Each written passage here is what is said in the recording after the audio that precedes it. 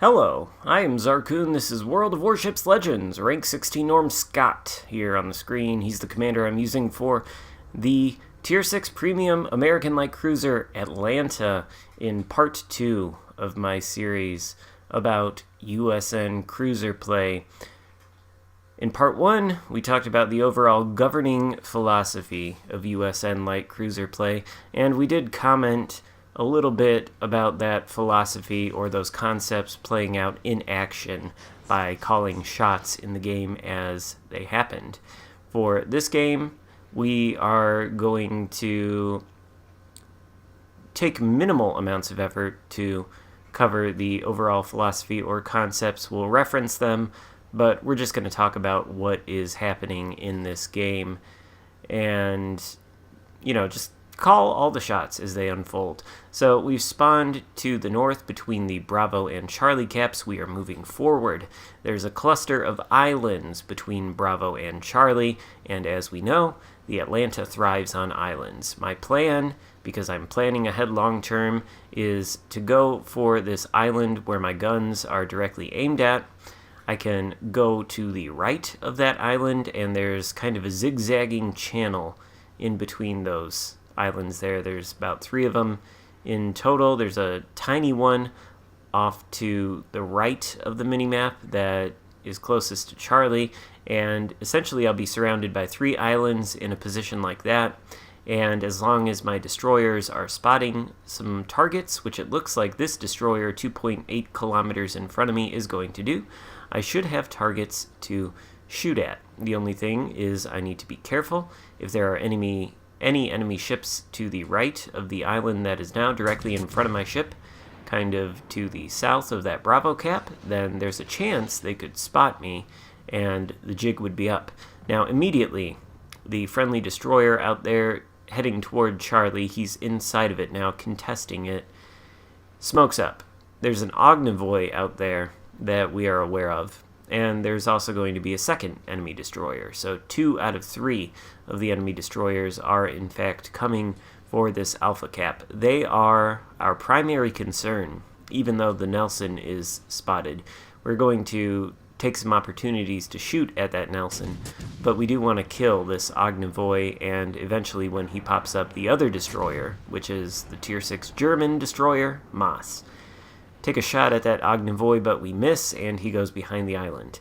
Now, we could pop the radar consumable to spot him, but it would be no use, because we don't have shots on him. The friendly destroyer does not have shots on him.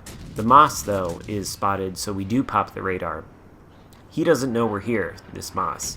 He just knows that something is shooting at him. If he's experienced, he'll probably figure it is, in fact, an Atlanta, but I kind of don't think he knows that, even though he is radared and he's getting shot at by a bunch of HE shells, because he is just kind of sitting there. So we are taking damage off of him. Don't think we're going to kill him, but that is okay. Actually, we might kill him here. He's down to almost nothing, and so that's drastically going to change the way he approaches the game. He's sort of been like neutered. His threat is lessened. He can't take as many risks. And that shot there aimed at him, I thought for sure it was going to connect and send him to the bottom of the ocean. It does not.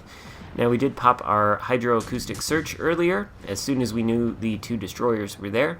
Potential that they could have launched torpedoes in this direction, and we wanted to be ready for those.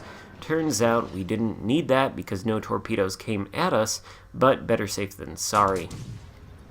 Briefly losing spot of that Nelson.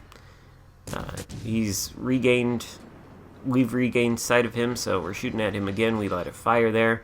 Moving back to the King George, who is pushing in, trying to get a fire on that guy, but frankly we're not extremely worried about our damage total. In terms of the amount of XP gained, the amount of XP attached to damage is, I think, cumulative, so generally the more damage you do, the more XP you get, but the most valuable things you can do for XP center around the cap circles, either taking them, protecting them, whatever it may be. Surprised by a Bayern behind us there. That's not a good thing. Very dangerous. Backing up to this island, trying to use it as a bit of cover for his shells, but it doesn't really work. They do hit us anyway. They shave off almost half of our hit points, not quite, but we've stopped firing because we're back in the smoke now, and it was our smoke firing penalty that had us spotted by that Bayern. Every time you fire your guns, your detection blooms out, and the same is true in smoke. You have like a guaranteed range of 2-kilometer detectability when you're concealed by an island or smoke, but if you're inside smoke, you fire your guns, that detectability blooms out to a slightly longer radius. Not quite sure what it is on the Atlanta, but we were inside of it, so we got the smoke there, we stop firing, get in the smoke. As long as we're not firing, we wait 20 seconds, we go undetected, Bayern can't shoot us, great. Capping the circle now as we take some shots at that Nelson and the King George. In this case, it's a little risky. Oh, there's that Moss, by the way. One shot should finish him off here pretty easily. Yeah, only 539 hit points left, no chance. 2 seconds until the capture circle is taken. We're moving a little too fast here. We're going to be spotted as we come around the corner of this island.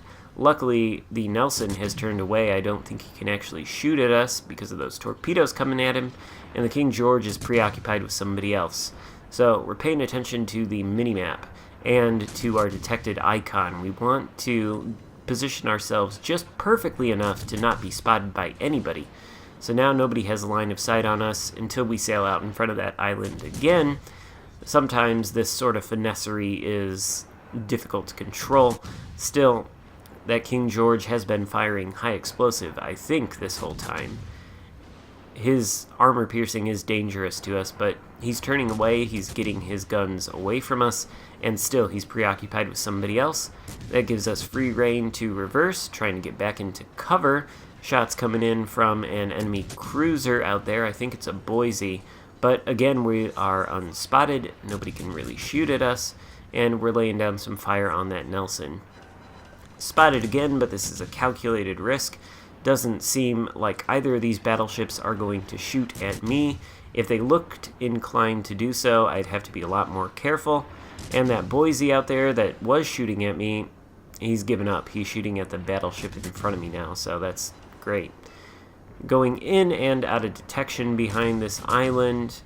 These ships are definitely not very interested in shooting at me. They really should be. But at this point, their team is looking pretty doomed. Incoming shots from the Colorado, we juke away from them, but they were high explosive instead of armor piercing. A little bit of a mistake again there on my part. I wasn't paying attention to that Colorado on the minimap, but now I am aware of him. So behind these islands again, under concealment. This guy's sitting stationary. He's not even making it difficult for me to hit him. 4K on that salvo, 2K on that one. We're dealing a lot of damage with these high explosive shells on the lightly armored bits of the Colorado. And if we start a fire, that would be just swell. I think we got one already. So if we can get another one on that guy, it's going to burn for quite a while. Even if we can't, though, the damage that these high explosive salvos are doing on this Colorado with the use of that equilibrium of power skill, which gives a buff to the high explosive shell's penetration. The amount of damage we're doing, it's chewing away at his hit points, doing just fine. And there is the fire. We've also acquired the high caliber medal, and we are past the 100,000 damage threshold. Now that we've got a fire on that Colorado, we've got a source of damage ticking on his ship. So we are switching fire to the Boise, who is threatening our friendly battleship in front of us. Not really having too much success when it comes to hitting the Boise, but he is an American-like cruiser, and as such, he's not very heavily armored. So you can see that our high explosive shells, the few that do hit him, have no problem penetrating his armor and dealing direct damage to his ship. So that's good. There goes the Colorado. We finish him off with a last salvo there, and just like that, there are only 2 enemy ships left on the team. Both cruisers. Our positioning, again in this game, has, I think, for the most part, been pretty excellent, apart from a couple mistakes we've made here and there. You know, everybody makes mistakes. I don't claim that I am the best player around, but I hope I'm a good source of knowledge for this game and I know what I'm talking about, even if I can't always perfectly execute the concepts that I have in my head as far as tactics and strategies go. But that's what making these videos are, all about, and also having some fun, because it is a lot of fun to do this. Anyway, Boise out there, he's sailing away, trying to hit him. This is the downside of those floaty shell arcs, whereas, in the previous game, part 1 of this, we were in a position where we could shoot a warspite and another battleship, maybe a couple battleships. We had clearance over the islands thanks to our high shell arcs, and the enemies didn't have clearance to hit us, but, you're shooting at a fairly maneuverable target out there like an enemy cruiser. They're changing course, direction, maybe they're changing speed, then the travel time it takes for the shells to reach the target is a burden and a downside rather than an upside. It'd be an upside if we were in an ideal position, concealed and covered behind an island. Now it's a downside. Moving forward, though, that Boise is shooting at our Błyskawica, and the Błyskawica goes down, but actually not to the Boise, to the Zara, who we are acutely aware of. He's in the Bravo cap. If we sail out of here, he's going to have access to our broadside. Torpedoes from that Błyskawica are on their way to the Zara. Looks like they're not going to hit.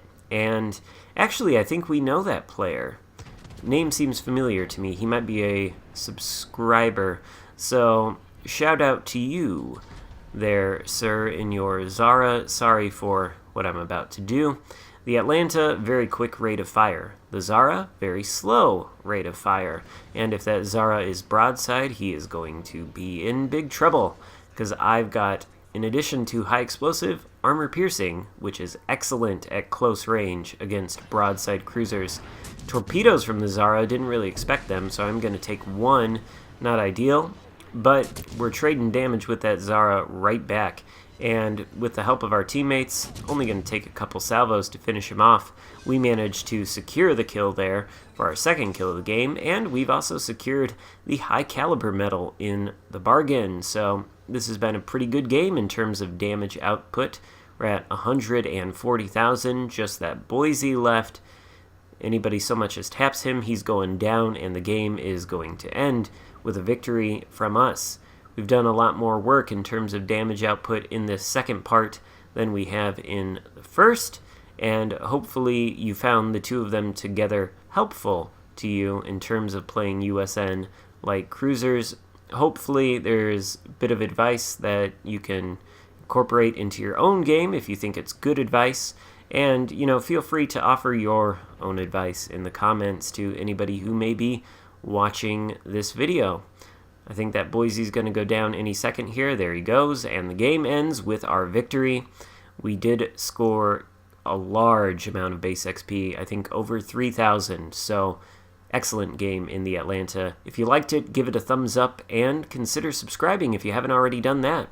Thank you so much for watching. I'll see you next time. Goodbye.